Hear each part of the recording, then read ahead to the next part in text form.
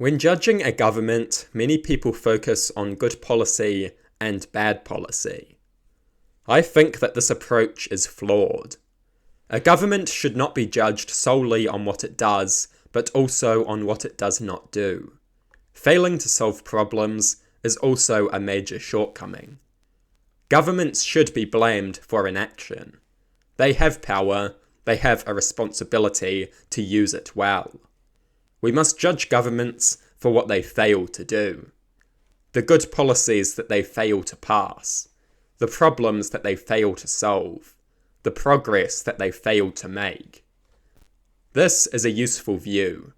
When we judge governments in this way, we encourage them to take inaction more seriously.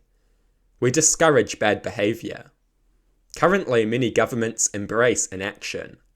They refuse to do good things out of fear that some of them may go poorly. They may become associated with bad policy. They may grow unpopular. And so they choose inaction. Inaction would be a far less appealing option if we criticised them more aggressively for it. A government should not just be expected to not do bad things.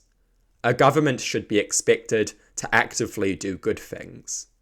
A government should be expected to do as much good with its power as it can. A government should be expected to improve the country as much as it possibly can. This expectation would make inaction a far less appealing option. Governments choose inaction because they know that they are more likely to be criticised for what they do than they are to be criticised for what they fail to do. We should criticise governments just as fiercely for what they fail to do. Inaction is harmful. Many societies are stagnant because governments choose inaction at any opportunity. Knowing that most criticism is directed at policy, they opt for inaction. We must criticise them aggressively for this inaction. Stagnation is not good enough. We must expect progress, and a great deal of it. Too many governments have chosen inaction out of fear of rocking the boat, attracting criticism, and offending the powerful. This is not good enough. Inaction is not good enough. Progress is what we need. We need a government that does as much good as it possibly can. To wield power is an honour. It should be wielded properly. To wield power responsibly does not simply entail not doing harm.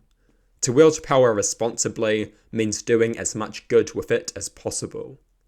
Governments choose inaction because they view it as a safe option. It shields them from the criticism that comes with bold policy. The reality is that we must be bold. We need governments that are bold, governments that have a spine, governments that get stuff done. That is what we need. We must judge a government not simply for what it does, but also for what it does not do. Inaction is action. Inaction is worthy of criticism. We must embrace that reality, and we must make sure that politicians understand it. A government that fails to implement good policy is a bad government. If you have power, you have a responsibility to do as much good with it as you can. We must change the way we judge a government.